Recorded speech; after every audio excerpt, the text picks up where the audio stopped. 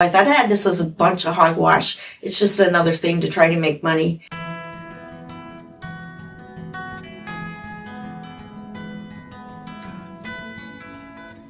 The most significant change for me was that I was trying to work on my issues I was having with seasonal disorder, where, we're not having the sun and we're getting those gray, cloudy days throughout the winter, and it makes me depressed. I would function and go about my days, but I just felt ho-hum, woe was me.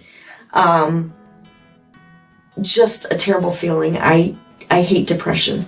And that was one thing I was really hoping that this would help with.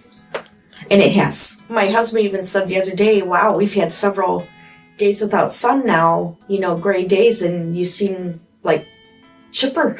And I'm like, good, I'm glad. That's how I want to feel. So no, it's great. The anger management is much better. I mean, I'm a normal human being. I get irked at certain things, but before, it would really eat at me and really, really bother me. And now, I guess it depends on what it is. It's more like, yeah, well, why sweat over it? It's not a big deal. Do I need to let that drive me out of my mind? It's not worth it. I'm just going to pray that this continues to work for me. I feel a lot better. I'm going to keep doing the things I need to do.